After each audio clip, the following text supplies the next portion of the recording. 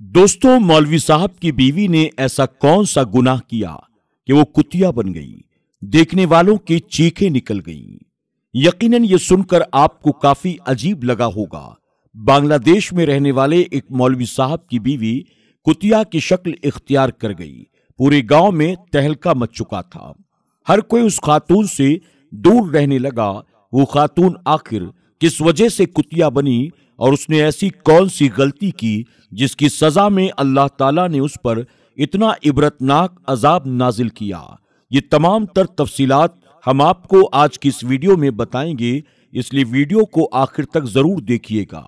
दोस्तों, जहां मर्दों को औरत का मुहाफिज करार दिया गया है, वहीं जमाने जाहिलियत की तमाम रस्म रिवाज को खत्म करते हुए इस्लाम में औरत को उसका अपना एक मकाम और मर्तबा दिया गया है। जितनी इज्जत इस्लाम में औरतों को दी गई है, इतनी किसी दूसरे मजहब में औरतों को इज्जत नहीं दी गई है। लेकिन जब वही औरत कोई गुनाह का काम अंजाम देती है तो इबरत का निशान भी बन जाती है। आज की ये वीडियो एक ऐसी ही खातून के बारे में है जिसे सुनकर आपके रोंगटे खड़े हो जाएंगे। ये वाकया बांग्लादेश के शहर ढाका में पेश आया, जहां पर मुसलमान कसीर तादाद में रहते थे। उस गांव के एक मौलवी साहब थे जो बड़े ही नेक और दीनदार किस्म के थे। उनके होश संभालते ही उनके वालिदैन की वफात हो गई। उनके बाद 3 छोटे भाई बहन थे। उन्होंने सबसे पहले अपने बहन भाइयों को अपने पैरों पर खड़ा किया, उनकी शादियां करवाई। तमाम जिम्मेदारियों से सुबुकदोश होने के बाद जब उन्होंने खुद पर तवज्जो दी तो उनकी उम्र काफी हो चुकी थी। अब वो लड़के नहीं, मर्द हो चुके थे। सब बहन भाई तो अपने अपने घरों के हो चुके थे और उनको जिंदगी के सफर में एक शरीके हयात का होना दरकार था। आखिरकार उनकी भी शादी दूसरे गांव की एक लड़की के साथ कर दी गई। मौलवी साहब ने शादी से पहले शर्त ये रखी थी कि लड़की दीनदार और सौमो सलात की पाबंद होनी चाहिए। मैं एक नेक और 5 वक्त की नमाजी खातून से ही शादी करूंगा।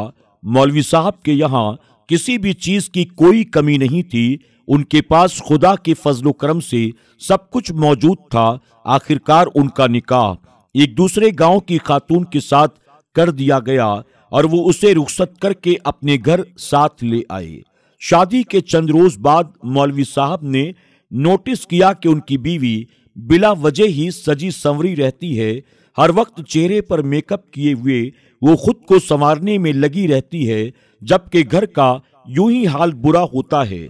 सारा सामान यहाँ वहाँ बिखरा पड़ा रहता है, मगर वो वक्त पर कोई भी काम नहीं करती, बल्कि मौलवी साहब के घर आने से पहले खुद को सजा संवार कर रखा करती है। एक रोज मौलवी साहब ने घर में कदम रखा तो देखा घर का सारा सामान इधर उधर बिखरा पड़ा हुआ था, जैसे कि सुबह के वक्त था। उन्होंने बीवी को एक नजर देखा जो अभी अभी कमरे से सज संवर कर बाहर निकली थी। मौलवी साहब उससे कहने लगे, तुम मेरे लिए सजना संवरना अब बंद कर दो। मैं सादगी का कायल हूं, तो मुझे सादगी में ज्यादा अच्छी लगती हो। उन्होंने इंतहाई नर्म लहजे में अपनी बीवी को ये बात समझाई ताकि उसकी दिल आजारी भी ना हो और वो समझ भी जाए। अगले ही रोज जब वो अपने घर वापस आए तो उनकी बीवी एक बार फिर से सच संवर कर बैठी हुई थी। उन्होंने नोटिस किया कि उनकी बीवी बस दुनियावी कामों और सजने संवरने पर ध्यान देती है। आज तक उन्होंने अपनी बीवी को कभी भी कुरान मजीद की तिलावत करता हुआ नहीं देखा था और न ही कभी नमाज पढ़ते हुए देखा था। मौलवी साहब इंतहाई नर्म तबीयत के मालिक थे। अपनी बीवी से कहने लगे, तुम इबादत भी किया करो, यही औरत का जेवर होता है और यही आखिरत में काम आने वाली चीज है। मगर उनकी बीवी एक कान से सुनकर दूसरे कान से बात को निकाल देती। ये देखकर मौलवी साहब का दिल बहुत दुखी होता। उनकी बीवी हामिला हुई तो उन्हें अपने होने वाले बच्चे की फिक्र सताने लगी। माँ नेक और सौमो सलात की पाबंद हो तो औलाद भी वैसे ही हुआ करती है। वो अपने बच्चे को हाफिज़े कुरान और नेक बनाना चाहते थे, मगर उनकी बीवी का तो दूर दूर तक इन कामों से कोई वास्ता ही नहीं था। मौलवी साहब का मामूल था फजर के वक्त वो अपने घर से चले जाते और फिर मगरिब और इशा की नमाज पढ़कर घर वापस आया करती थी। उस रोज उनकी तबीयत थोड़ी खराब थी। वो असर की नमाज के बाद घर वापस आ गए ताकि थोड़ी देर आराम किया जाए। मस्जिद आने वाले बच्चों को दूसरे कारी साहब आज पढ़ा देंगे, यही सोचते हुए बोझल कदमों के साथ वो घर की जानिब चले आए तो घर के दरवाजे पर पहुंचे तो देखा घर का दरवाजा खुला हुआ था। उन्हें ये बात बड़ी अजीब सी लगी। वो तो खास ताकीद किया करते थे दरवाजे को हमेशा बंद रखा करो, मगर आखिर दरवाजा कैसे खुला हुआ है। खैर, वो एक गहरी सांस भर के घर में दाखिल हुए तो जो मंजर उन्हें दिखाई दिया वो देखकर उनके पैरों के नीचे से जमीन निकल चुकी थी। उनकी बीवी, जिसे वो इंतहाई नेक और बाकिरदार समझते थे, वो उनके घर में गांव के एक गैर लड़के के साथ गुलछर्रे उड़ा रही थी। उन्होंने जब ये मंजर अपनी आंखों से देखा वो आग बगूला हो गए। वो लड़का तो वहां से भाग निकला, जबकि मौलवी साहब अपनी बीवी को कड़ी नजरों से देखने लगे। उनके दिल पर शदीद चोट लगी थी। वो बीवी के पास आए, एक जोरदार थप्पड़ मारकर बोले, तुमने मेरे एतबार, मेरी मोहब्बत का ये नतीजा दिया है। तुम जैसी औरतें तो जहन्नम का ईंधन हुआ करती हैं, जो अपने शौहर की अमानत में खयानत करती हैं। मैं तुमको किसी भी सूरत में अपनी बीवी नहीं बनाता। अगर मुझे खबर होती कि तुम इस किरदार की मालिक हो, तुम जैसी औरतें तो कुतिया से भी बदतर होती हैं, जो अपने शौहर की वफादार नहीं होती। मौलवी साहब इतना कहकर वापस चले गए और मस्जिद में जाकर मसरूफ हो गए। वो अपने जहन को कहीं और लगाना चाहते थे। वो अल्लाह के जिक्र में मसरूफ हो गए। वहीं उस लड़के ने पूरे गांव में ये बात फैला दी कि मौलवी साहब की बीवी बड़ी बदकिरदार है, उसका गांव के कई लड़कों के साथ चक्कर चल रहा है और मौलवी साहब भी ये सब कुछ जानते हुए खामोश हैं।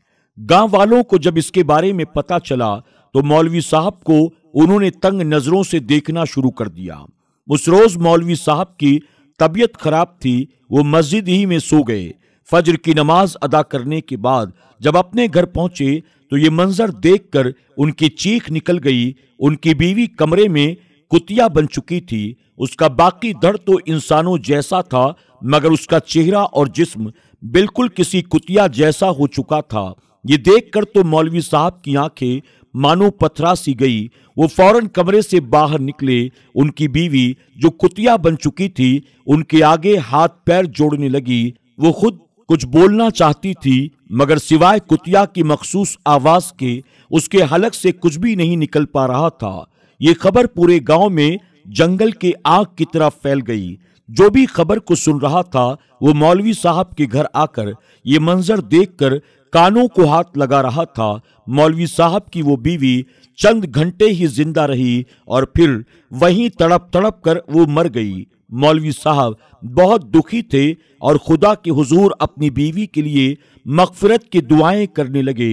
धीरे धीरे ये खबर जंगल के आग की तरह चारों तरफ फैलने लगी। जो भी खबर को सुनता, खासतौर पर खवातीन तो कांप कर रह जाती, उनके रोंगटे खड़े हो जाते और हर कोई एक दूसरे से यही कहता, खबरदार, जो भी अपने शौहर की अमानत में खयानत करेगा उसका अंजाम भी मौलवी साहब की बीवी की तरह होगा।